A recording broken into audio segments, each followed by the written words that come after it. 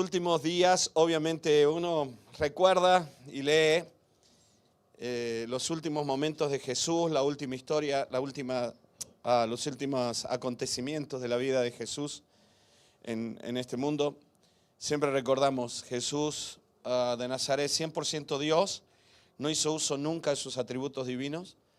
Solo hubo momentos puntuales en los cuales lo demostró, pero no como para vivir Él, sino para demostrar su divinidad, perdonando pecados y eso, ¿no? Luego todo lo demás, las sanidades y todos los acontecimientos de la vida de Jesús, se los hizo como humano, 100% humano, siempre con la guía, la dirección y la vida del Espíritu Santo en su ser. Él fue el ejemplo perfecto, absoluto del pámpano en la vid. Él llegó a decir: el que me ha visto a mí, ha visto al Padre. Nada hago yo por mi propia cuenta, sino el Padre que mora en mí. O sea que todo lo que nosotros vemos de Jesús, lo vivió en su humanidad, guiado por la comunión con el Padre a través del Espíritu Santo. Por eso Jesús dijo que lo que Él había hecho, cosas mayores que esta veríamos en la iglesia. Pero yo sé que hemos escuchado muchísimas veces y lamentablemente es algo repetitivo y parece ser a veces que es la lectura obligada. Así que seguramente has escuchado mucho sobre la muerte y la resurrección de Jesús. Yo hoy, obviamente, nunca está de más hablar, claro que no. Pero hoy quiero rescatarte la actitud que Jesús tuvo en esos últimos momentos y la actitud que la gente tuvo. Porque hay cosas que a mí me llaman mucho la atención. En primer lugar, tenemos que entender que todos aquellos acontecimientos finales fueron el cumplimiento de muchas profecías. Y es llamativo cómo el cumplimiento de las profecías en mucha gente causó confusión.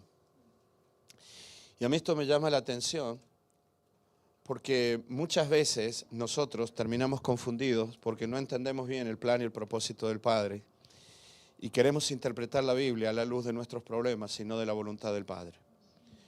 Cuando nosotros interpretamos nuestros acontecimientos, nosotros interpretamos lo que Dios quiere hacer con nosotros. En base a las situaciones que vivimos, estamos propensos a cometer errores gravísimos. Ese fue el primer argumento que Satanás usó con el ser humano. Adán y Eva dejaron de poner sus ojos en Dios y comenzaron a poner sus ojos en sí mismos. Y llegaron a pensar que lo que estaba sucediendo era una gran injusticia producida por Dios. O sea, ¿cómo es posible que podamos tergiversar esto? Satanás lo volvió a intentar con Jesús cuando estuvo en el desierto y Jesús tenía hambre y Satanás intentó que Jesús hiciera cosas fuera del propósito del Padre. Y llegó a decirle: salta del pináculo del templo porque escrito está, Salmo 91, a sus ángeles mandará acerca de ti para que te guarden. Entonces, descaradamente, Satanás usó la Biblia para producir confusión en Jesús. Así que tenemos que tener muchísimo cuidado con esto. Hay algo que es muy importante. Nosotros tenemos que entender que el propósito de Dios es uno, Cristo. Él fue, es y será siempre el propósito de Dios. Porque en Él se cumplió todo el plan eterno del Padre. Un humano perfectamente en comunión, siendo participante de la naturaleza divina a través del Espíritu. Pedro luego decía que nosotros hemos sido llamados a ser participantes de la naturaleza divina. O sea que el propósito de Dios fue Jesús. La voluntad del Padre siempre fue Jesús. Por eso hace un tiempo atrás te decía, todo el mundo quiere saber cuál es la voluntad de Dios para su vida. Y esto es tan absurdo como estar desesperado por saber cuál es el asiento que tiene en el avión sin haber ido a la puerta de embarque y sin haber subido al avión correcto. Vas a perder el tiempo y vas a perder el vuelo. Pero si en lugar de estar comiéndote la cabeza por cuál es tu asiento, buscaras la puerta de embarque y te subieras al avión correcto, dentro del avión una azafata te guiaría hacia el asiento. Cuando nosotros buscamos la comunión profunda con Cristo, el humano perfecto murió y resucitó y se sentó a la diestra de Dios para que nosotros estuviéramos en comunión constante con el Padre a través de Él. Ese fue el propósito de Dios. Esa fue la razón por la cual Dios creó a Adán, el humano. Dios lo creó con ese propósito. Y solamente Jesús de Nazaret lo cumplió ese propósito. Por eso Jesús entendió, vino a terminar y a cumplir con ese propósito del Padre. Cuando Jesús dijo en la cruz, consumado es, no estaba diciendo solamente, ya está, mi obra salvífica está hecha, ya he muerto por todos, todos son salvos. Había mucho más que eso todavía. Eso es maravilloso, es verdad, pero había mucho más que eso. Jesús estaba cumpliendo con el plan del Padre. El plan del Padre en la muerte de Jesús en la cruz se estaba terminando. Era como que aquellos días de la creación encontraban su final en la cruz. Porque según Hebreos, Dios entró en el reposo, Dios descansó, pero el ser humano nunca descansó. El ser humano nunca entró en su Shabbat. El ser humano se quedó estancado en el día sexto, en el día del esfuerzo, en el día del trabajo, en el día de hacer. Nunca entró en el Shabbat. El Shabbat empieza al atardecer del viernes y termina al atardecer del sábado, a 6:30 más o menos. Depende del verano y el invierno. Pero ahí empieza el Shabbat, es el día de descanso. Tú no tienes que hacer nada en el Shabbat más que hablar de Dios, no puedes hacer trabajo, no puedes cocinar. Es un día de reposo para el cuerpo, para el alma, según la tradición bíblica. El ser humano nunca entró en ese Shabbat. A mí me preocupa mucho que el pueblo cristiano, obviamente no guardamos el Shabbat como el pueblo de Israel, pero tampoco guardamos el Shabbat en Cristo. Teóricamente nuestro reposo del alma debe ser todos los días de nuestra vida. Pero vivimos ansiosos, vivimos agobiados, nos despertamos a las 4 de la mañana porque nuestro cerebro dijo ya está, el sueño para la supervivencia está y a las 4 de la mañana nos despertamos y no paramos de pensar. Eso no es un Shabbat, eso es un esfuerzo, eso es un sacrificio. Cuando Jesús murió en la cruz, completó el plan del Padre para que todos los seres humanos pudiéramos entrar en el descanso de nuestro Dios. No hace falta que te mueras para entrar en el reposo de Dios. ¿No? Un amigo mío que no hablaba bien inglés despidió a Stephen Soss un día, dejándolo en el hotel. Algunos de ustedes saben quién es Stephen Soss, pero he llegado aquí muchas veces, ¿no? Stephen Soss habla solamente inglés y lo dejó en el hotel y quiso quedar bien y quiso decirle que descansa esta noche. Le dijo, rest in peace, ¿no? Descansa en paz, le dijo. ¿No? Descansa en paz. Bueno, nosotros usamos el descanso en paz para cuando alguien muere. Pero, ¿saben? El descanso en paz podemos vivirlo hoy. La paz de Dios. Por eso, la primera profecía o acto, situación que hablaba de todo esto que se cumplió fue cuando Dios sacó a Israel de Egipto. Nunca te olvides de eso. Esa es la primera Pascua. Pascua viene la palabra Pesaj, que significa literalmente pasar de largo, pasar por arriba, saltar sobre algo. Dios decidió pasar de largo del pueblo que se estaba formando en ese momento, que era el pueblo de Israel, el pueblo de Jacob, el pueblo de Abraham, el pueblo de Isaac, que ahora se formaba como una nación. Dios decide que la muerte no iba a entrar porque ya habían muerto unos corderos y la sangre de los corderos estaba allí. Dios hace algo maravilloso y el poder más grande, el imperio más grande de aquel tiempo es destruido por Dios, es frenado por Dios, porque Dios tenía un propósito. Y era la sangre que reemplazaba a los hijos que podían morir. La sangre de los corderos reemplazaba todo esto. Pero te decía recién que yo veo actitudes aquí, toda la actitud de Jesús. Quiero hablarte de eso, quiero rescatar estas dos cosas. La actitud de Jesús en los últimos días, pero también la actitud de la gente. Porque te vas a dar cuenta que parece mucho nuestra actitud. ¿Saben? Lo primero que aparece en la Biblia y que llama mucho la atención es una multitud que se equivoca. Y que el mundo cristiano siempre critica. Si hubieran sido evangélicos no los criticarían tanto. Pero como no eran evangélicos, critican. Tienen que saber que muchos de esa multitud que pidieron crucifícale fueron los que luego se convirtieron con Pedro, así que son la base de la primera iglesia. Muchos de ellos aceptaron el sacrificio de Cristo. Lo primero que llama la atención es que cuando Jesús entra a Jerusalén, la gente grita, salve, Rey, bienvenido a Jerusalén. ¿Cómo es posible que unos días más tarde los mismos que dicen bienvenido, luego digan crucifícale? Tal vez tú estás diciendo, si conocieras a mi cuñada, que un día te dice cuñado y después te dice crucifíquenle, ¿no? Bueno, Bueno, pero no es este el caso. La multitud equivocada, ¿saben? Dice Marcos 11, cuando se acercaba a Jerusalén junto a Betfagé y a Betania, frente al monte de los Olivos, Jesús envió 2 de sus discípulos. Y otra cosa más, hermano, no voy a meterme en esto, espero, porque si no voy a estar hasta las 5 aquí. Pero cuando lees este texto, te das cuenta de un montón de situaciones que de tanto leerlo, no nos damos cuenta. Pero si tú hubieras sido los discípulos de Jesús, tendrías la mandíbula desencajada todo el día. Porque lo que sucede, Jesús le dice, vayan allí y van a encontrar un borrico, un burro pequeño, joven todavía, atado, y un hombre que les va a preguntar por qué lo desatáis. Vosotros decís, el maestro lo necesita. Él va a decir, vale. ¿No? Pero nosotros lo hemos leído tanto que si esto llegara a suceder, si yo a ti te dijera, mira, vete ahora a tal lugar, te vas a encontrar un hombre vestido con jean, con zapatos negros y una chaqueta negra y se va a llamar Manolo. Tú le dirás, Manolo, y él te dirá, sí. ¿Vienes de parte de Dani? Tú dirás, madre mía, este es del servicio de inteligencia. ¿Por qué?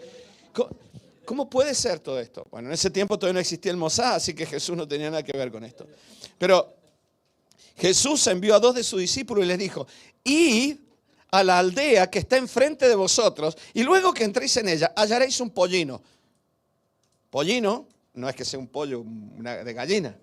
Pollino es el burro pequeño, así como no sé, la cría de vaca es ternero, ¿vale? La cría del burro es pollino, ¿sí? Pero ya se ve que era bastante grande, ya estaba en edad de ser montado, pero nadie lo había montado, ¿vale? Bueno, hallaréis un pollino atado, el cual ningún hombre ha montado, desatadlo y traedlo, así, sin preguntar, ¿vale?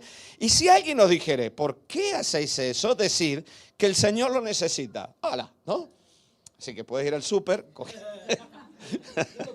El Señor lo necesita. Bueno, dice, decir el Señor lo necesita. Bueno, yo sé que es medio cómico lo que estoy diciendo, no estoy faltando el respeto. Solo quiero que piensen un poquito los discípulos diciendo, amén. En tu nombre echaré la red, ¿vale? ¿Vale? Voy a desatar el burro que tendrá dueño y cuando salga el dueño me dice, ¿qué haces? ¿No? Yo le digo, es que el Señor lo necesita. Hasta luego, Lucas, ¿no? Y me voy. Entonces, el Señor lo necesita y luego te lo va a devolver. Fueron y hallaron el pollino atado fuera de la puerta, en el recodo del camino, y lo desataron. Y uno de los que estaban allí, obviamente, le dijeron, ¿qué hacéis desatando el burro, el pollino? Ellos entonces le dijeron, como Jesús había mandado, y los dejaron. ¿No? Qué maravilloso. Y trajeron el pollino. Ahí ya estaría con la mandíbula desencajada diciendo, es impresionante esto. Y y trajeron el pollino y echaron sobre él sus mantos y se sentó sobre él. Nunca había hecho esto Jesús antes. Nunca. ¿Saben? El pueblo de Israel tenía un mandamiento, no usar caballos. Cuando ustedes ven estas películas falsas sobre el pueblo de Israel, que aparece David a caballo, apáguenlo ya porque no tienen ni idea de lo que dice de la historia. Solo Salomón trajo los caballos de Egipto y fue un pecado. Dios nunca quiso que el pueblo de Israel usara caballos, nunca. Después de Salomón sí usaron caballos, pero antes de Salomón nunca. Porque en las guerras iba a ser Dios quien les diera la batalla, no los caballos. La victoria, perdón, no los caballos. David nunca usó un caballo. David se subía arriba de un burro o de una mula. Así que la imagen de ver a alguien con dignidad sobre un burro en la cultura y en tu recuerdo cultural te hace pensar en el rey David. ¿Me están siguiendo? O sea, ya hay una imagen cultural que te está condicionando a un error. ¿Me siguen? Por eso tenemos que tener mucho cuidado.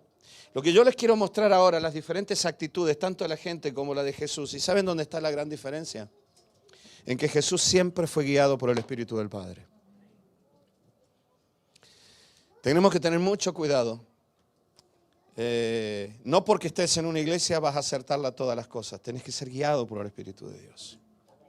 Esto es muy importante. También y trajeron el pollino de Jesús y también muchos tendían sus mantos por el camino y otros cortaban ramas de árboles a modo de alfombra todo, ¿vale? Y los tendían por el camino. Y los que iban delante y los que venían detrás daban voces diciendo, Hosana, bendito el que viene en nombre del Señor. Y luego dicen algo que para mí arroja mucha luz en el error de esta gente. Miren lo que dice. Bendito el reino de nuestro padre David que viene. Hosana en las alturas. Ahí está el error. Jesús no venía a restaurar el reino de David como ellos esperaban. Jesús venía a restaurar otro reino. Aquí se ve ya el primer error en estas personas. Porque te preguntas cómo es posible que ayer, y ¿sabes? Es como los que seguimos el Granada, ¿no? Si ustedes leen los comentarios que hace la gente sobre el Granada, ganamos un partido y parece que el Granada va a ganar al Manchester y al Borussia en cualquier momento. Nos vamos a comer el mundo. Perdemos un partido y todo el mundo quiere echar al entrenador, a los directivos. ¿Cómo es posible que de una semana a otra pasemos los granadinos de la euforia al pesimismo? ¿No? Vuelvo a esto. Todos gritan, Hosana, Hosana, bendito el que viene en el nombre del Señor. Marcos 15 dice, versículo 12. Han pasado varios días, Jesús es sacado a la multitud, está desfigurado Jesús, con una corona de espinas, sangrando, su espalda destrozada, semidesnudo está, porque le han abierto los vestidos para azotarlo, y Jesús está allí, al lado hay un delincuente. Y el versículo 12 dice, respondiendo Pilato, el romano, les dijo otra vez, ¿qué pues queréis que haga al que llamáis rey de los judíos? Y ellos volvieron a dar voces diciendo, crucifícale. No hay un solo momento en que Jesús se autollamara rey de los judíos. Jesús se llamaba el Hijo del Hombre, mi Padre, hablando de su divinidad, pero nunca dijo, yo vine a ser rey de los judíos, a imponer un reinado. Entonces, y ellos volvieron a dar voces gritando, crucifícale. Y Pilato les decía, qué mal ha hecho. Pero ellos gritaban aún más, crucifícale. ¿No? Pero una cosa, eran todos los gobernantes, era Herodes, eran los romanos, pero el pueblo. Mucha de esa gente había sido sanada por Jesús. Y mucha gente albergaba esperanzas con Jesús. ¿Cómo es posible que una semana más tarde estén diciendo, como diciendo, ya te hemos dicho, no vuelvas a preguntar, crucifícalo de una vez, no lo queremos ver a él? Esto me muestra que aquí hay algo que no es solo espiritual, hay algo que tiene que ver con las emociones. Hay algo que tiene que ver con una actitud muy profunda del ser humano. Que nosotros por leer muy rápido esto y condenar a aquellos que estaban aquel día y nosotros ponernos aquí como los cristianicos buenos, no nos damos cuenta que es un problema que arrastramos los seres humanos. Y tiene una palabra, es un argumento, una palabra que tiene que ver con la psicología. Pilato les decía, pues, ¿qué mal ha hecho? ¿Por qué lo voy a crucificar? Y ellos decían, crucifícale. Entonces, hay algo que ha hecho mal él. Y Pilato, queriendo satisfacer al pueblo, le soltó a Barrabás y entregó a Jesús después de azotarle para que fuese crucificado. Antes de entrar en esta actitud de la gente, en medio de todo esto, desde que Jesús entra a Jerusalén hasta que se le condena de esta manera, en la mitad de todo esto Jesús hace muchas cosas. Jesús purifica el templo porque habían hecho del templo un mercadillo. ¿Sí?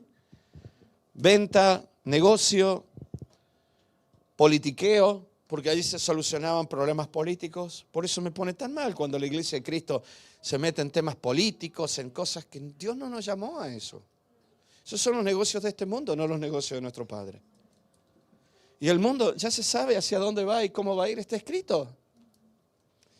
Pero bueno, se va de nuevo a Betania, porque él venía de Betania. Él vuelve a Betania para estar con sus amigos, Lázaro, Marta y María. Y allí es ungido con perfume por María, la hermana de Lázaro, que rompe un perfume, un vaso de alabastro de piedra. Si alguien quiere conocer esto, ¿saben que aquí en Granada puedes ver vasos de alabastro de la época de Jesús? ¿Lo sabías? ¿Sabes dónde? Hay un museo, no sé si es hacer publicidad.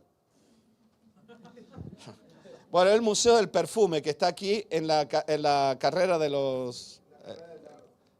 sí, no, de los Tristes, el Paseo de los Tristes. Al principio, ahí. Creo que está pasando el bañuelo, el baño... un poco antes, me parece. Bueno, allí, en la parte de abajo... hay un montón de exposiciones de cómo eran los vasos de perfume. Y hay vasos de alabastro de los días de Jesús. Así que está hecho en piedra, tallado en piedra. Así que si alguien quiere puede ir esta tarde, darse un paseíto por ahí. No a quedarse a mirar. Bueno, ya han pasado todas las procesiones, pero bueno, puede verlo, es interesantísimo. Viene María y rompe eso y perfuma los pies de Jesús. Y es notable porque la Biblia dice ungió, o sea, untó, porque la palabra unción significa untar, ¿no? Untar con aceite. En la antigüedad se ungía a los reyes y a los sacerdotes y a los profetas, pero se derramaba perfume aromático en la cabeza. Pero María no fue a la cabeza, María fue a los pies. O sea, yo toda la vida me pregunté por qué. Fue como lavarle los pies a Jesús con perfume y sacarlo con su cabello, ¿no? El autor y pastor Max Lucado decía que es algo maravilloso, porque como era perfume de aceite, perduraba semanas y semanas, y él decía, en medio del dolor en la cruz, seguramente hubo un momento en el cual Jesús pudo recordar el perfume que venía de sus pies, y recordó el momento en que María le demostró tanto amor y tanto agradecimiento.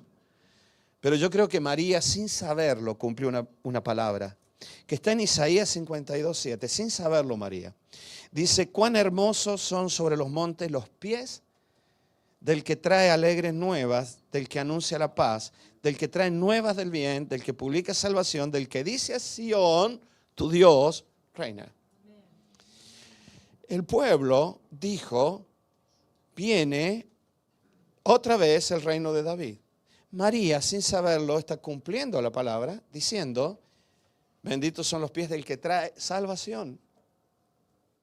No habla de un reino humano, habla de un mensaje de paz para el alma humana. Es algo muy diferente. Habla de un reino que tiene que ver con el alma de los seres humanos y no sobre una nación determinada. Pero la pregunta entonces era, ¿cómo pudieron pasar de la euforia a pedir crucifixión en tan poco tiempo? ¿No?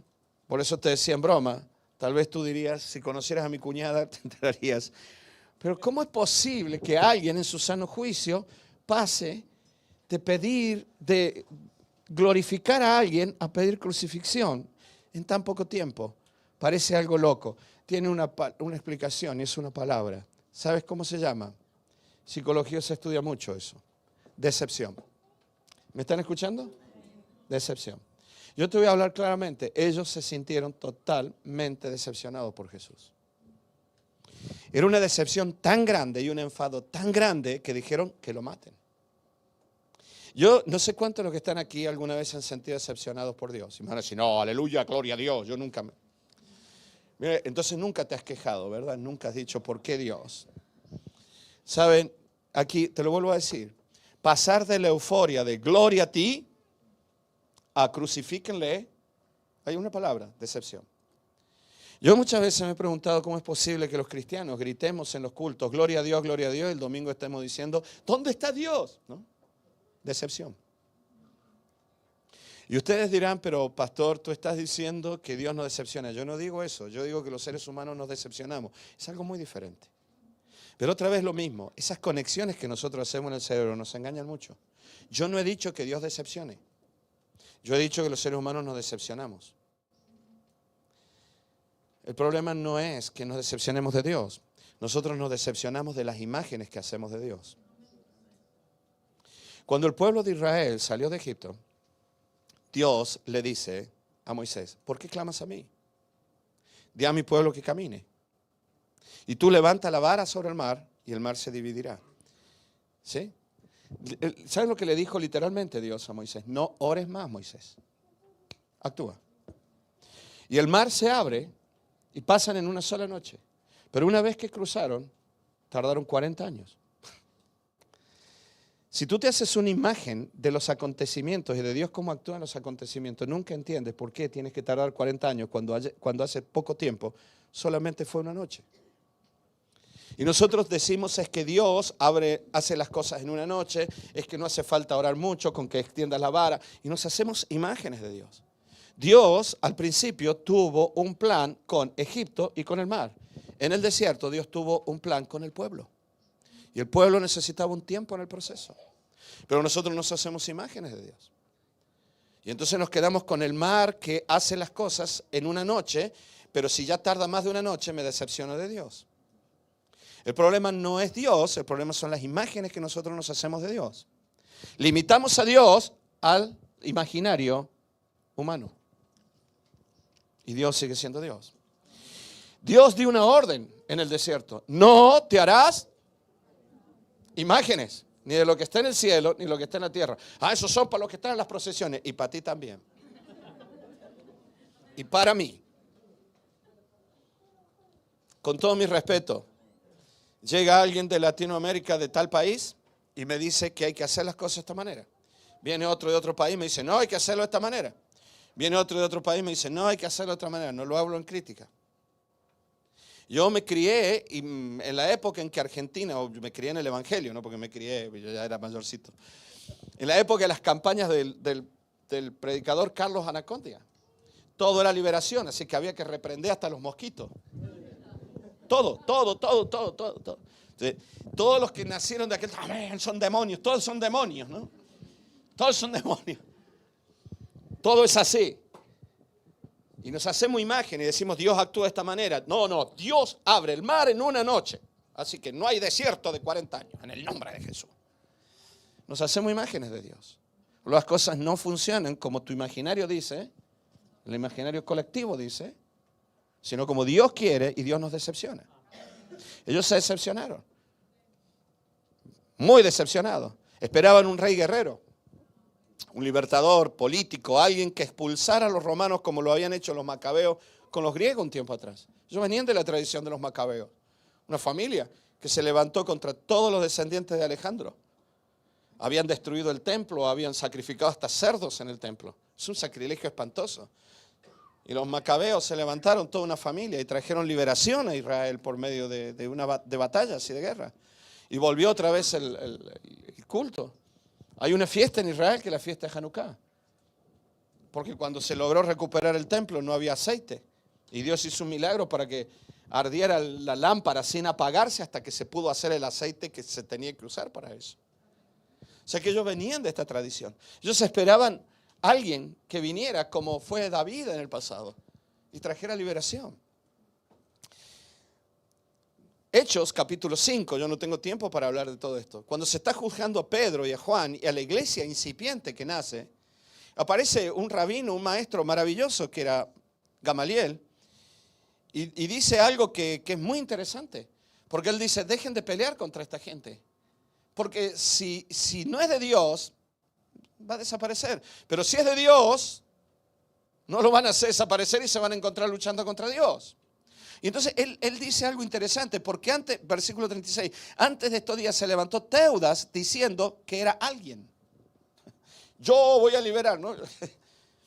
A este se unió un número de 400 hombres, pero él fue muerto. Y todos los que le obedecían fueron dispersados y reducidos a nada. Después de este se levantó Judas el Galileo en los días del censo, o sea, en los días en que nació Jesús. El censo, ¿se acuerdan? Y llevó en pos de sí mucho pueblo. Pereció también él y todos los que le obedecían fueron dispersados. O sea que en los días de Jesús siempre hubo gente que se estaba levantando. Había movimientos como los celotes.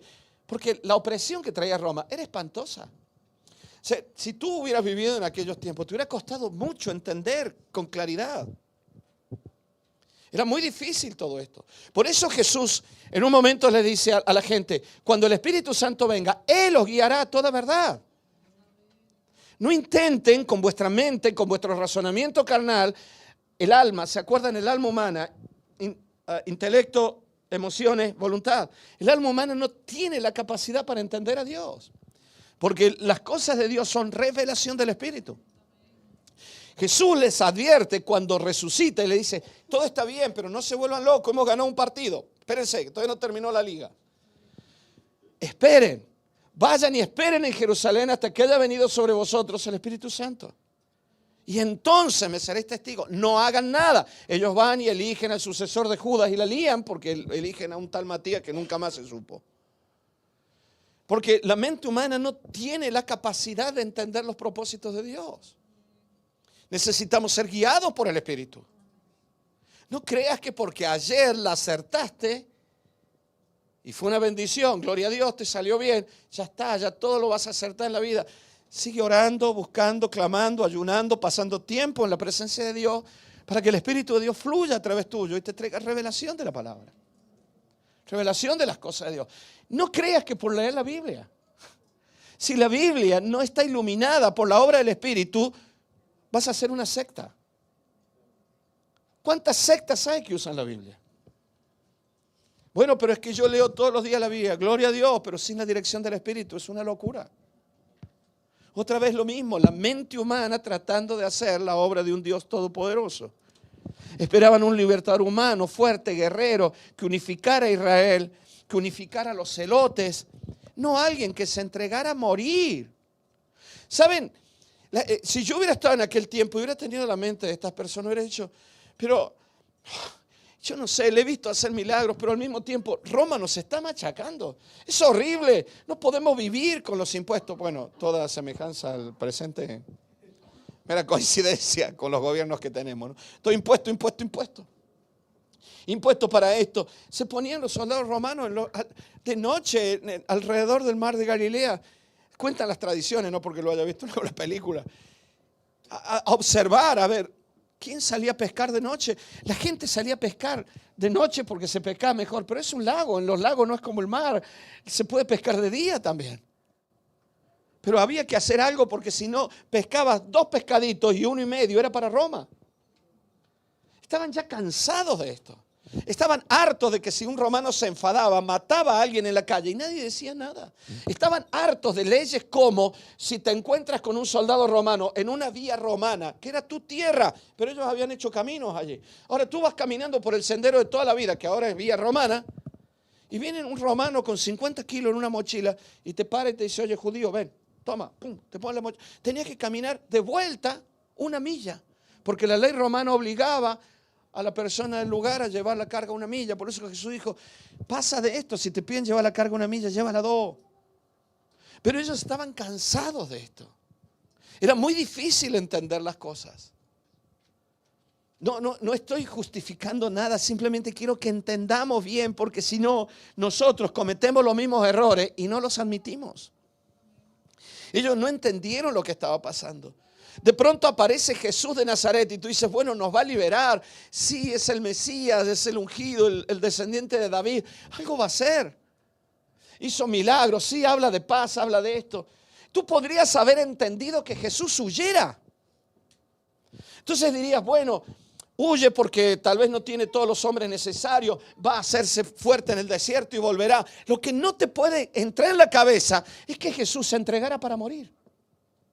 Entonces, espérate, es el libertador. Si está vivo, aunque sea huyendo, algo hará. Pero esto de que Él se entrega a morir, esto es una locura. No lo entendieron, pero escúchenme bien, hermano, no lo entendió ni Pedro. Pedro dijo, cuando Jesús se prepara para estos días, dijo, voy a Jerusalén porque seré entregado y moriré. ¿Qué le dijo Pedro? No te acontezca tal cosa. No puedes morir, tú eres el Salvador. No entendían el propósito de Dios. No lo podían entender. La última noche Jesús se llevó una navajita por la duda. Se llevó una espada, ¿o no? Jesús lo lleva a orar y le dice, Pedro, Jacobo, Juan, venid. Que los otros se queden aquí orando. Vosotros 3 venid conmigo. Vamos a orar juntos. Vamos a orar y pasar una noche de vigilia, ayuno, oración con Jesús de Nazaret. Gloria a Dios. Pero por la duda me llevo la navajita. Me llevo una espada aquí metida en el bolsillo. ¿Estás orando con Jesús y llevas una espada, Pedro? Tú estás mal de la olla. Algo no, todos nosotros hacemos lo mismo. Sí, amén, vamos a orar, pero por la duda. Y se llevó la espada, Pedro. Impresionante, ¿no? O sea que no entendían. Tú lo que no puedes entender es que el libertador se deje apresar y se deje matar. Pero nadie entendía nada hasta ese momento. Todo era una locura. Cuando la gente comenzó a ver esto, dijeron, nos decepciona Jesús. Nosotros pensábamos que tú venías a traer libertad de todo tipo y de pronto ahora te estás entregando. ¿Sabes lo que te decimos? Que te crucifiquen. ¿No has pensado eso algún líder en la iglesia alguna vez? Mira, ya está. Que se arregle el pastor, ¿no? Yo me voy con otro líder. Pastor, ¿puedo irme a la gavilla del otro porque este me cae mal? Y a veces lo mismo, te decepcionó. Y a veces la decepción, escúchenme hermano, en un gran porcentaje las decepciones no vienen por situaciones acertadas, sino por expectativas falsas. Ellos esperaban otra cosa. Tengan mucho cuidado, hermanos, con lo que nosotros esperamos. Saben que estamos en los últimos tiempos. No quiero decir esto, pero vienen tiempos muy duros sobre Europa. Lo que hemos vivido con Marisa es principio de dolores. Tiempos difíciles. No, pero el Señor no lo permitirá. Yo estuve en una santa cena preciosa, en un monte, en Moravia, en la República Checa, donde comenzó el avivamiento moravo, donde ellos eran perseguidos y se vestían como la gente del lugar para no ser torturados, entraban por los bosques y subían a ese monte y pasaban ahí días y ahí se reunían para hacer sus cultos y adorar a Dios, y ahí se vino el gran avivamiento moravo. Hay una cruz ahora allí. Mucha de esa gente moría cuando luego los atrapaban. Eran perseguidos. Y quien predicó en ese momento era el pastor Bubik, que ya falleció. Hace muchos años murió el pastor Bubik. El pastor Bubik fue un pastor muy querido, muy amado en la República Checa, porque él tenía una iglesia muy linda cuando llegó el comunismo. Él era muy joven. Y entonces él, viendo lo que pasaba, se encargó de enseñarle a la iglesia que todo lo que sabían era porque él se los había enseñado. Y les dijo, y cuando alguien pregunte, ¿por qué sabéis todo esto? Decid, el pastor me lo enseñó. Ustedes dirán, qué orgullo. No, él tenía un plan. Llegó el comunismo. Cuando comenzaron a apresar a los cristianos, les preguntaron, ¿de dónde sacaste todo esto? El pastor me lo enseñó. ¿Saben lo que pasó? Se llevaron preso al pastor y dejaron a la iglesia libre. Y él dijo, era lo que yo quería. ¿Se pasó cuántos años? 20 años en la cárcel.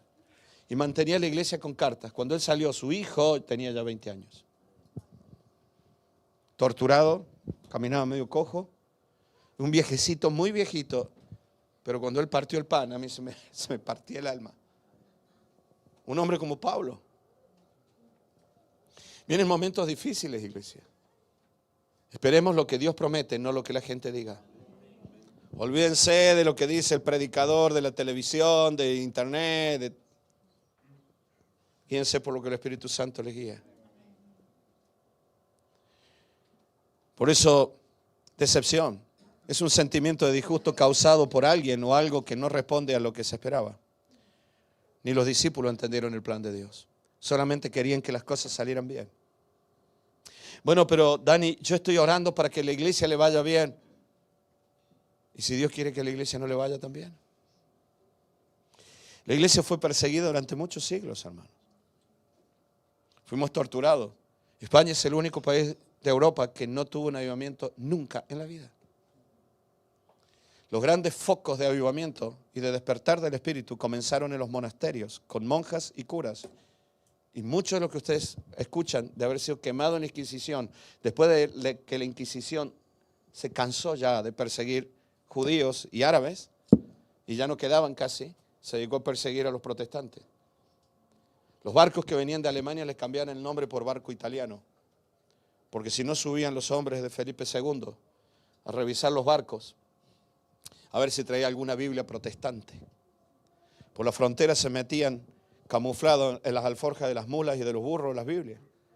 Y esto prendía en muchos monasterios, pero fue cegado.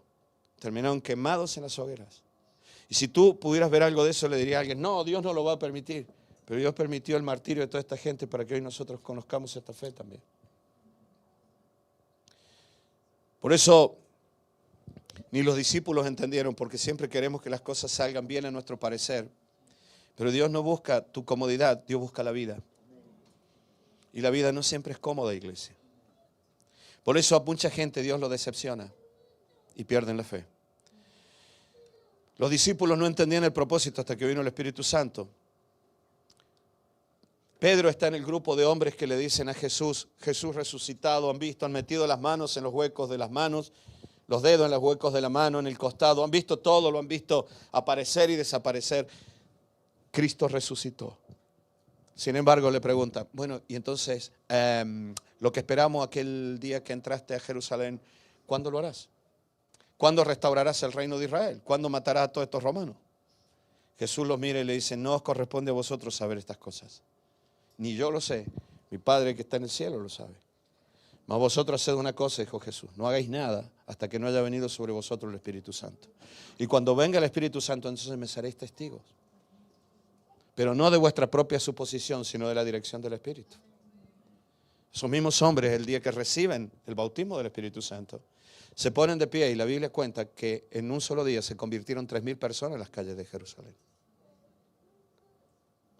Fue impresionante. Los mismos que ayer no entendían el plan, hoy lo entienden perfectamente. Cuando ustedes leen la predicación de Pedro, el día de Pentecostés, tiene revelación, enseñanza, todo. Léanlo. Una interpretación correcta del Antiguo Testamento, perfecta del Antiguo Testamento, una interpretación perfecta de las profecías, una interpretación clara. Al mismo tiempo tiene revelación del Espíritu. Porque habla como si fuera Jesús de Nazaret. Sin embargo, unos días antes no lo tenían. ¿Qué nos muestra esto, iglesia? ¿Cuál es la gran diferencia? Ahora vamos a ver la conducta de Jesús. Lo vamos a hacer lo más rápido posible. Pero en estas conductas y ver la conducta de Jesús, es evidente entonces que la gran diferencia tiene que ver con una comunión profunda con el Espíritu de Dios. El error vino de entender mal una profecía. Zacarías capítulo 9, versículo 9 dice, alégrate mucho, hija de Sión. Da voces de júbilo, hija de Jerusalén. Y aquí tu rey vendrá a ti, justo, salvador, humilde, cabalgando sobre un asno, sobre un pollino, hijo de asna. Ellos conocían esta palabra. Y cuando tú lees todo el contexto de Zacarías 9, te puede inducir a error. O sea que no te aventures a condenar tan rápido a aquella gente. Aquella gente interpretaron mal la profecía. Ellos dijeron, no, viene una liberación económica, política, militar, territorial. Vamos a ser libres y también, vamos a ser libres espiritualmente. Leyeron una palabra y no la entendieron bien. ¿Sabes cuántos evangélicos cogen textos de la Biblia y los cercenan? Yo he escuchado gente, no, voy a proclamar esta verdad, pero tú hermenéuticamente, exegéticamente, te estás equivocando mucho. Este texto no dice eso. Este texto es puntual sobre una situación, pero nosotros tenemos expectativa. ¿Saben? El problema con la fe de la mayoría de los cristianos no es con Dios, es con la imagen que se hacen de Dios. Por eso necesitamos que el Espíritu Santo nos revele quién es nuestro Padre. Cuán grande es la obra de Jesús. Cuán grande es este misterio maravilloso que Jesús murió, resucitó y se sentó a la diestra del Padre. Y hoy todos nosotros ya estamos unidos a Cristo en el cielo. No es que yo voy a ir al cielo, yo ya estoy en el cielo. La vida eterna que yo tengo no es mía porque yo no soy eterno. Yo nací un día y moriré algún día. Por lo tanto, eterno no soy. Como mucho, mi alma es infinita, pero eterno no soy. Por lo tanto, la vida eterna es porque tengo la vida de Cristo, el eterno, en mí. Es la vida espiritual de Cristo en ti. ¿Quién te separará del amor de Cristo? Por eso cuando nos miramos a nosotros mismos, cuando nos centramos en la temporalidad, 200 años de Romanos, 100 años de Romanos, 300 años de Romanos, pero es temporal. Cuando centramos la vista en los problemas temporales, cuando nos centramos la vista solo en nosotros mismos, en lo material, cuando centramos la vista en lo político, nos induce a errores. Aún a errores sobre la palabra de Dios. Si yo me miro demasiado a mí mismo, diré que la vida es injusta. ¿Por qué no me hizo más alto, menos gordo, más guapo? Yo qué sé. Yo dije, Dios mío, la genética ha sido injusta conmigo. Pues mira ese. ¿No? Los padres son tan feos los dos. Y el tío salió guapo. Yo tenía padre guapo y mira lo que salió. Madre mía, mi madre me miraba y decía, padre, que el niño sea feliz. Vieron que la Biblia dice que el corazón alegre hermosea el rostro. Pero ni así. Yo me dediqué a contar chistes, a ser feliz, pero la mía la cara no me la cambió. El Señor me dio una mujer con miopía y me salvó la vida. Sí, en realidad, yo siempre estaba lejos, porque ella me miraba así, yo me alejaba, ¿no? Dice, pero tú eres guapo, sí, yo te cuento, le decía, bueno, estas cosas. Cuando nos miramos mucho a nosotros mismos, nos centramos en la temporalidad, en lo material, nos vamos a inducir a errores. Adán se miró a sí mismo, es verdad, Dios es injusto. Me miro a mí mismo. Tenían una imagen del Salvador que no estaba en el plan del Padre. No nos decepciona Dios, sino las imágenes que nos hacemos de un Dios que tiene que solucionar mis problemas. En el desierto, te dije, hubo quejas porque no entendieron algunos que Dios estuviera haciendo las cosas en 40 años cuando antes lo había hecho en una noche. Yo quiero el Dios que me solucione el problema cuando me voy a dormir, cuando me despierte todo cambió. No el Dios que se toma 40 años para cambiar a mi hijo. Haré de tu hijo un hombre lleno del Espíritu. Ay, este adolescente, ¿cuándo cambia? Cuando sea un hombre. Y últimamente los hombres son después de los 50, más o menos. Buscamos entender a Dios desde nuestra necesidad. ¿Ayudas? Desde nuestra necesidad. Quiero entender a Dios porque estoy enfermo. Porque entender. Si yo vivo pensando en mi enfermedad, soy hombre enfermo. Si yo vivo pensando en Dios, lo tengo todo. ¿Saben? El proveedor, el restaurador, quiero que... Esa era la idolatría del pasado. Cada pueblo tiene su patrono. Esos son los idólatras. Y nosotros tenemos un Dios para cada problema. Moisés le dice a Dios, ¿cómo te llamas? ¿Cuál es tu especialidad para decirle a mi pueblo? Y Dios no le da ningún nombre, porque no hay ningún nombre que pueda contener a Dios. Dios dice, con este nombre seré llamado, pero es un verbo. Y literalmente dice, yo seré el que seré. Pero esto me queda incompleto, claro. ¿Qué quieres que te diga? ¿Yo seré tu sanador solamente? Porque cuando tenga necesidad económica, bueno, pero Dios solo sana. Nos hacemos imágenes de Dios. Yo seré el que seré en cada una de las necesidades de mi pueblo. El día que estés perturbado, yo seré tu paz, yo seré Jehová Shalom. Yo seré tu salvador, yo seré tu sanador, yo seré tu libertador, yo seré tu justicia. Todos los acontecimientos no determinan la vida del cristiano. Es Dios quien la determina. Por eso lo que nosotros necesitamos es que Dios se nos revele. La condición de Israel en aquel tiempo les llevó a entender la profecía de manera errónea y por eso se decepcionaron. El problema es que entendemos a Dios desde nuestras culturas, desde nuestras religiones. Yo he viajado por muchísimos lugares del mundo, en muchos continentes. He predicado en muchos lugares, en algunos lugares fue una maravilla, en otros lugares mi predicación fue espantosa. La gente me miraba así. Y yo entendía transmitir conceptos culturalmente, porque la comunicación es cultural. Hay lugares donde ya directamente le dije a los pastores, yo no predico más aquí. Yo vengo, ayudo, pero predica tú. Porque tú eres de la cultura y a ti te entienden bien, pero yo suelto cosas, los mismos chistes que ustedes se ríen, estos me miraban así. Y yo me liaba y la gente no entendía. En África, hermano, se acerca uno un día y me dice, oye, ¿cómo es un olivo? Claro, nunca había visto un olivo. ¿Cómo una oveja? ¿Cómo es la nieve? Claro, no tienen ovejas, no tienen higueras, no tienen nieve, no tienen granado, no tienen olivo, nunca han comido aceite de oliva en algunas aldeas. Entonces, qué difícil que es todo esto. ¿Saben? Nosotros nos hacemos imágenes de Dios dependiendo de nuestras culturas. La condición de Israel de aquel tiempo les llevó a entender de manera errónea todo esto. Pero esto contrasta totalmente con la actitud de Jesús. Por eso dice que Jesús en Marcos capítulo 14 versículo 26 dice, cuando hubieron cantado el himno, salen de Pesaj, de la noche de Pascua, ya terminamos. Jesús le dice, todos se van a escandalizar de mí. Esta noche todos se escandalizarán. Luego les dice en el versículo 28, está registrado, pero después que haya resucitado, iré a vosotros a Galilea. Todavía ni siquiera ha sido entregado, está en la cena. Él les dice, cuando resucite iré a Galilea. Como si yo te dijera aquí, la semana que viene cuando yo resucite,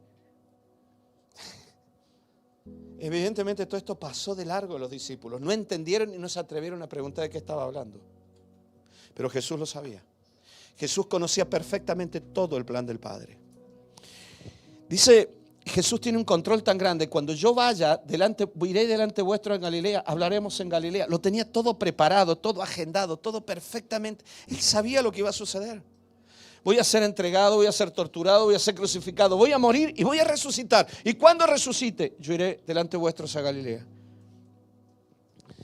Y va Pedro y le dice, pero maestro, aunque todos se escandalicen, yo nunca. Y Jesús le dice, me vas a negar, Pedro. Y antes de que el gallo cante 3 veces, tú me vas a negar. Jesús lo sabía absolutamente todo. Todo. Tenía una claridad, el pueblo de Israel no. Los discípulos tampoco. Había tanta confusión. Por eso, ¿pero de dónde venía todo esto? Si tú lees textos como el de Lucas, capítulo 9, si quieres lo puedes leer, vamos a ir muy rápido. El versículo 30 dice que cuando Jesús vive esta transfiguración maravillosa en el monte, aparecen 2 personajes. Uno es Elías, que representa a todos los profetas, y otro es Moisés, que representa la ley. Y los 2 se aparecen y están hablando con Jesús. Y Pedro se queda impresionado, tanto que dice, hagamos aquí unas cabañas y quedémonos todos a vivir aquí.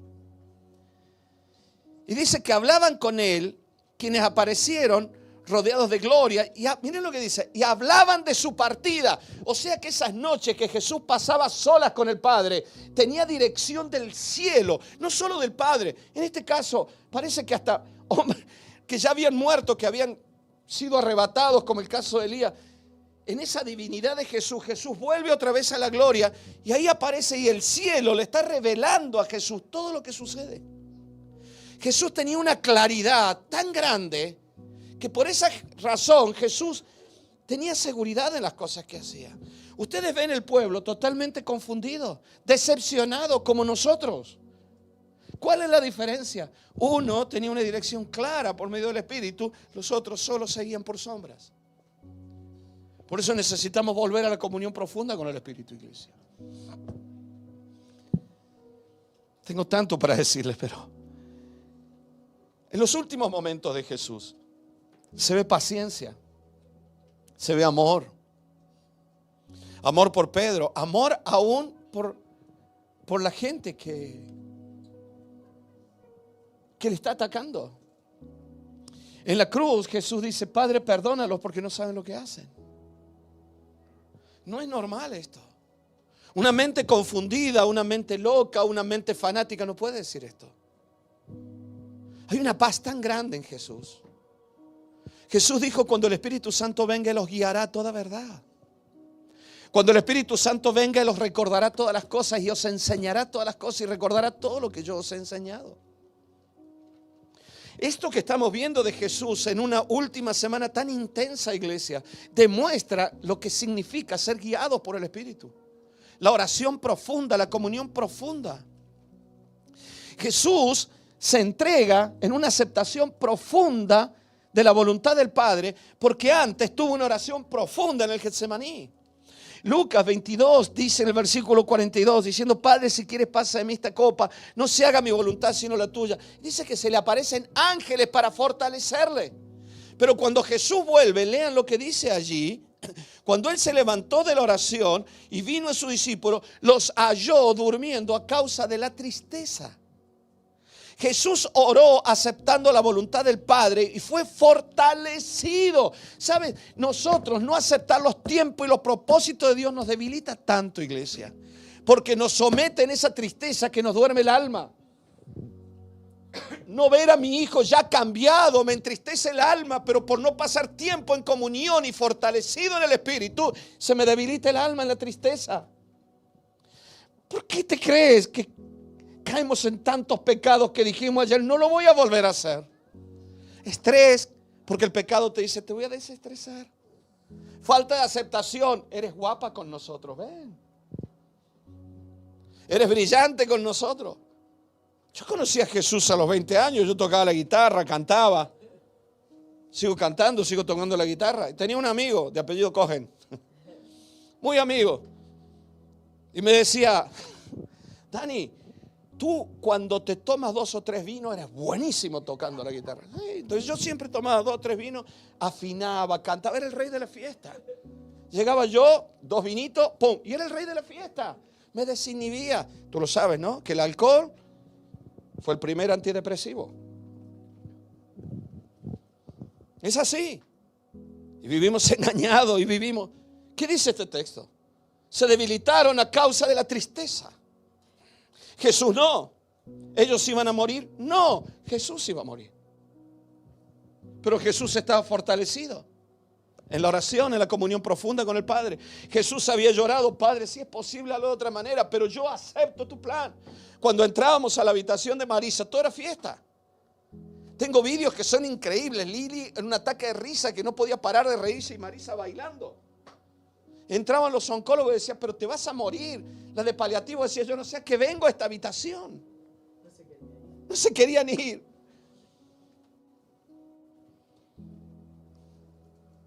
Pero los discípulos se quedaron tristes, apesadumbrados, porque algo faltaba aquí. Jesús vuelve y los encuentra debilitados y Él vuelve fortalecido, como diciendo: anda, la cuadrilla que me traje yo para que me fortalezca, ¿no? Luego de haber aceptado, vino la tortura, vino la muerte, vino la cruz y vino la resurrección. Termino con esto. Solo quiero rescatarte 3 frases de Jesús. Y ahora te hago la comparativa. 3 frases que para mí son impresionantes. La primera frase habla de la entrega, pero en el perdón. Jesús está en la cruz y viene la gente. Un oficial romano le dice, el centurión le dice al soldado: atraviésalo para que muera de una vez, porque mira lo que está pasando. Vino una tormenta. ¿Se acuerdan de eso? El cementerio se abre, se levantan algunos muertos que resucitan, entran en Jerusalén. ¿Tú te imaginas este cuadro? El viento, la oscuridad, el velo en el templo se rasga, los sacerdotes salen corriendo. Tú no sabes quién te está contando lo más impresionante. Los soldados romanos corriendo diciendo: tuvimos que salir de ahí porque la tormenta, la oscuridad, no sabíamos ni cómo volver a Jerusalén, de la oscuridad que había. Y se encuentran con los sacerdotes que te dicen: anda, y nosotros que estamos en el templo y se abrió el velo. Y viene una mujer corriendo: anda, que mi marido que ha muerto hace 3 meses aparece ahora caminando. Todas estas cosas pasaron, lo dice la Biblia. Sucedió. El oficial romano le dice: atraviésalo. Y lo atraviesa con la lanza. Jesús ya está muerto. Lo atravesaron, lo crucificaron, le clavaron aquí en las palmas, aquí en los clavos. Fue algo espantoso, fue terrible. La gente de lejos le gritaba: bájate de ahí si eres el Hijo de Dios. Los soldados romanos burlándose de él, diciendo: salve, rey. Se burlaban de él. Y Jesús en la cruz los mira con una compasión tremenda y le dice: Padre, perdónalos porque no saben lo que hacen. ¿Sabes? Para mí esto es como que si yo le preguntara a Jesús: ¿por qué haces esto? ¿Sabes? Yo creo que Jesús me contestaría: yo no voy a condenar a aquellos por los que estoy muriendo. Yo no voy a maldecir a aquellos por quienes yo estoy muriendo ahora mismo. Yo al ver esa actitud de Jesús en la cruz, pienso en tu vida y en mi vida. ¿Cómo piensas que Dios te va a abandonar ahora? La Biblia dice que ni lo alto, ni lo profundo, ni ninguna cosa creada nos separará del amor de Dios, que es en Cristo, en la comunión con Cristo. Padre, perdónala porque no sabe lo que hace. Otra vez volvió a pecar, otra vez volvió a hacerlo. Dios no maldice aquello por lo que Él entregó su vida. Jesús no maldice aquello por lo que Él entregó su vida. Su humanidad separada por primera vez del Padre. Esta es la segunda frase de Jesús. Jesús está muriendo como humano. Desde que nació hasta unos minutos antes, siempre Él tuvo una comunión profunda con el Padre. Hasta el cielo se manifestaba alrededor de Él. Pero ahora todos los pecados de la humanidad se están cargando sobre Él. Y Jesús larga un grito, un profundo del corazón. Y Él dice: Padre, ¿por qué me has desamparado? Y Jesús grita allí en la cruz y dice: Padre, ¿por qué me desamparas? ¿Por qué me dejas hoy? Y lo hace en arameo, que era su lengua materna. Y esto a mí me enternece. Porque Él nació en el norte y hablaba en arameo. La lengua materna, la lengua de niño de Jesús era el arameo. Y Él en arameo dice: Padre, ¿por qué me desamparas? Y para mí esto es enternecedor. Porque está abriendo su corazón y está diciendo: Padre, ¿dónde estás?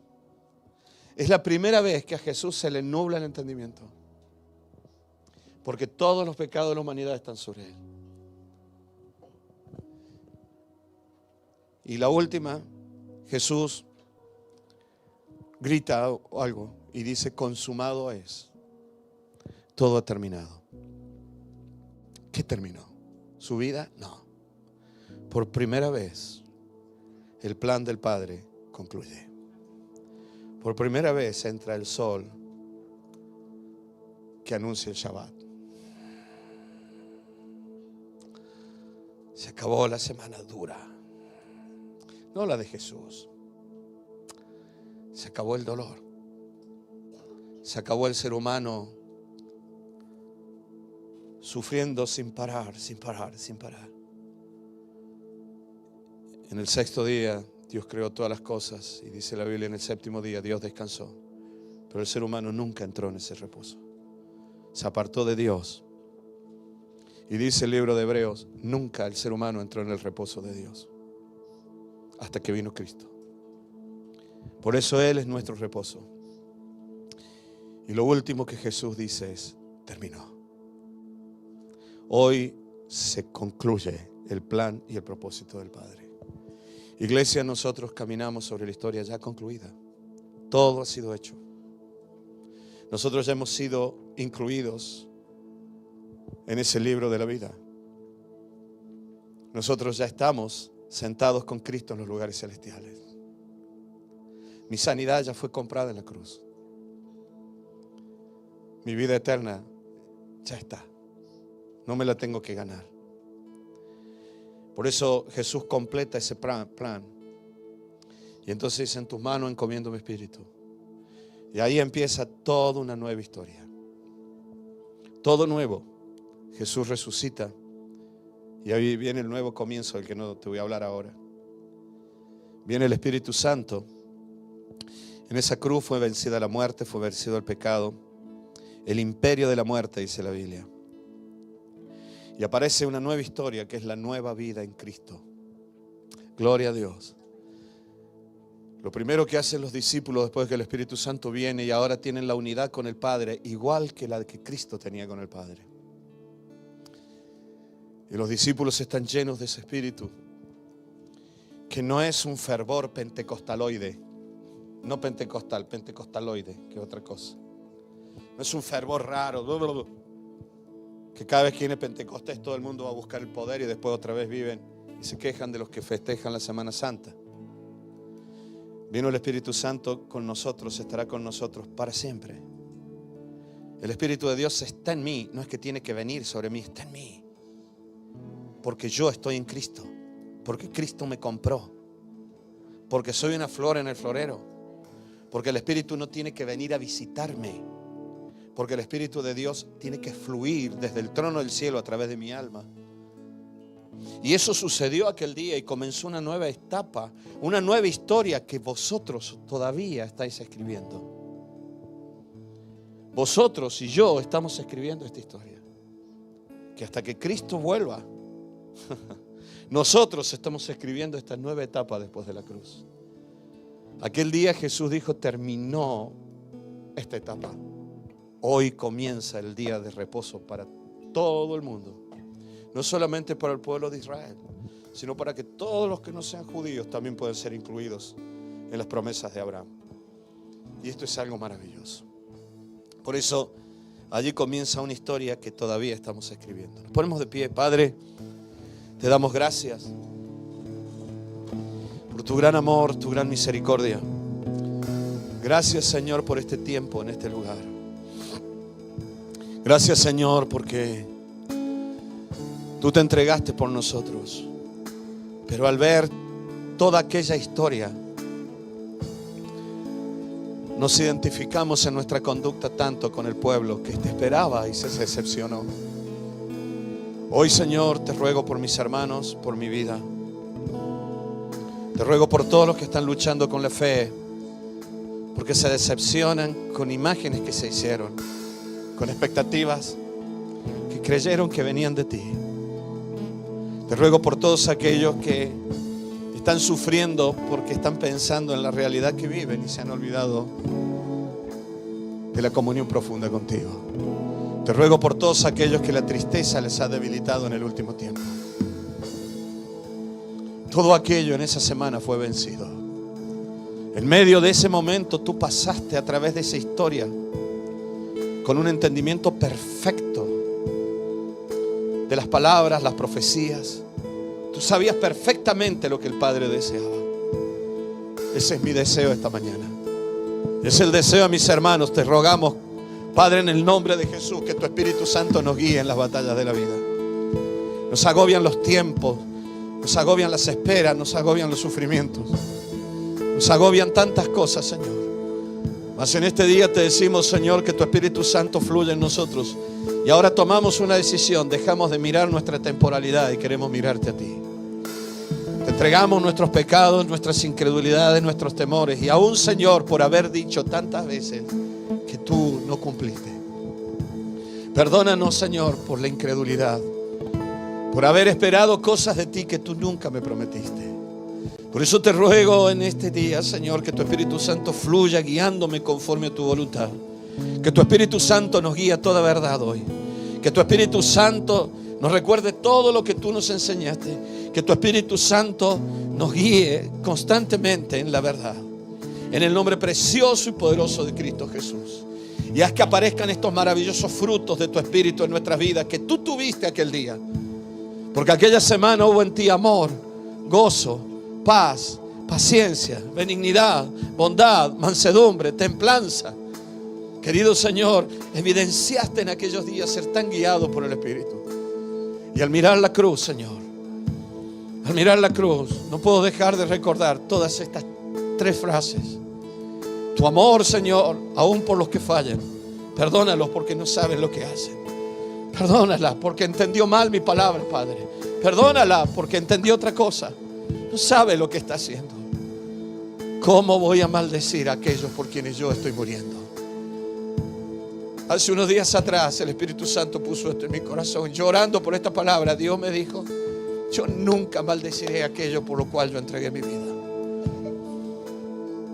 ¿Por qué no le dices: Señor, corro a tu presencia? Tal vez es la primera vez que estás aquí, corriendo a la presencia de Dios. Mira, dentro de unos minutos, cuando ya hayamos terminado, la música seguirá. Los que quieren seguir orando pueden hacerlo aquí adelante. Aquí esto quedará en silencio, nos despediremos afuera. Todos los que quieren seguir orando, háganlo. Todos los que necesiten oración por imposición de manos pueden venir aquí a los costados a ver gente para orar por todos. Y los que están en su casa reciban ahora todo lo que Dios tiene para vosotros. Recuerda la frase de Jesús. Recuerda eso, nunca te olvides de eso. Recuerda: Padre, ¿por qué me has desamparado? Mis pecados estuvieron sobre Él hasta el punto que ya no hay más ignorancia en mí. Hay personas aquí que están luchando con una sequedad espiritual que nunca tuvieron. Querido Señor, queremos venir delante de ti esta tarde con todo nuestro corazón. Y por último, la última frase, quiero que algunos de ustedes estén orando, pero te decía, hay personas que aquí están orando. Nunca tuviste esa vida espiritual. Esa sequedad que tenías en el alma tenía que ver con una euforia que no estaba bien entendida. Tu pecado hizo que se cayera todo. Hoy crees que Dios te abandonó. Hoy crees que Dios ya no tiene comunión contigo. Estás tapando tu vida con el trabajo y con tantas cosas. Estás haciendo las cosas correctas, pero has perdido aquel primer amor que tenías. Pero Dios te dice hoy una vez más: Jesús de Nazaret, muerto y resucitado, te dice a través del Espíritu hoy una vez más: yo nunca abandonaré a aquel por quien yo entregué mi vida. Te llevo esculpido en la palma de mis manos. Dios no te abandonó. La decepción no viene por Dios. La decepción viene por una imagen equivocada que tenías de Él. Y por último, aquel día Jesús dijo: consumado es. Hay personas que están aquí, otros que están escuchando. Ahí donde se encuentren, díganle a Dios: Señor, quiero entrar en tu reposo. Yo no puedo cambiar la vida de mi hijo. Yo no puedo cambiar la vida de mi marido, de mi mujer. Yo no puedo. He sufrido, he luchado, he llorado por las noches. Yo no puedo cambiarle la vida. Yo no puedo hacer que mis padres dejen de pelear, dejen de discutir. Yo no puedo hacer que mi padre, mi madre Cambie su actitud. Yo tampoco como pastor. Solo Dios y su decisión. Y tal vez esa decisión demanda tiempo, procesos, luchas, y le verás sufrir y le verás golpearse. Dios también vio sufrir al pueblo en el desierto. Hasta que el pueblo que entró a la tierra prometida era el pueblo que conocía a Dios como Moisés lo conoció en el tabernáculo. Por eso dile ahora a Dios, ahí donde estás: Señor, yo quiero descansar en ti. Quiero descansar mi corazón. Quiero amar, quiero respetar, quiero caminar al lado de todas estas personas con el alma descansada. Tu ansiedad va a hacer que le sueltes ansiedad a las personas que están luchando ahora. Así que entra en el reposo de Dios. Jesús llegó y vio a los que estaban cargados por la tristeza, que habían perdido su fuerza. Padre, en el nombre de Jesús, que esta mañana mi hermano y mi hermana sean liberados de esta tristeza que les debilita. Y recuperen, Señor amado, la fe, la esperanza, el gozo y la fortaleza en el Espíritu. En el nombre precioso y poderoso de Cristo Jesús. Amén y amén. Cantamos una canción y nos vamos a casa.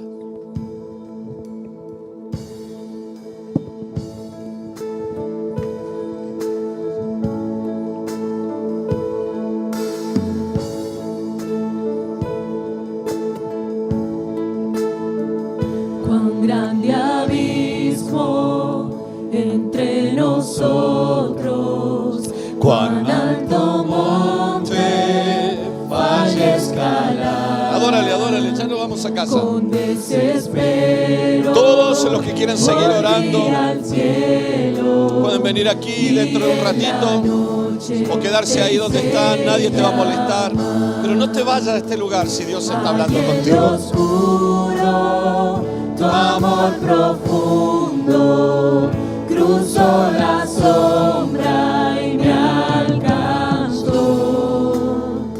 Ya es consumado y el fin escrito. Mi esperanza está en Jesús.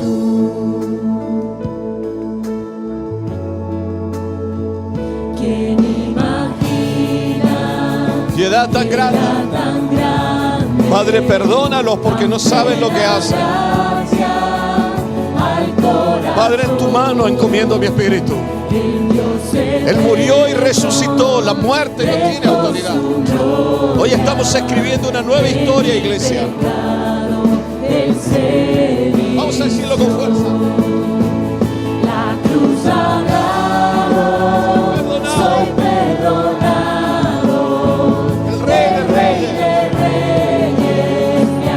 Era un reino eterno. No era un reino momentáneo para destruir a Roma. Era un reino eterno para todos los seres humanos de la tierra. Mi esperanza está en Jesús. Oh, aleluya. Sea el que me liberó. Aleluya. De la muerte me arrancó, las cadenas quebrantó, y en su nombre hay salvación. Mi esperanza está en Jesús. Dile, tus promesas Y tus promesas fueron selladas cuando tu cuerpo resucitó. Desde el silencio, tu gran rugido quebró el poder de la muerte en mí. Dilo, y tus promesas Y tus promesas fueron selladas cuando tu cuerpo resucitó. Desde el silencio, tu gran rugido quebró el poder de la muerte en mí. La victoria está en ti. Oh, aleluya. Sea el que me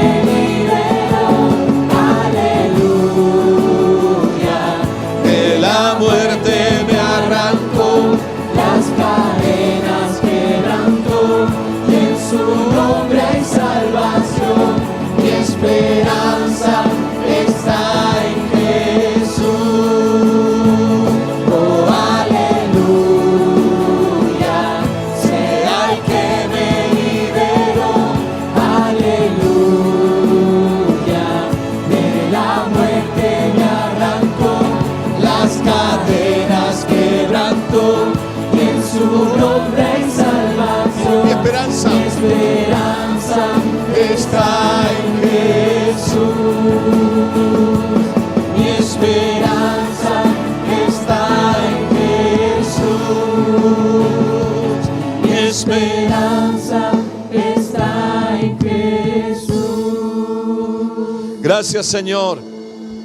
Gracias, Padre, por este momento. Gracias por este tiempo. Gracias por tu palabra, Señor.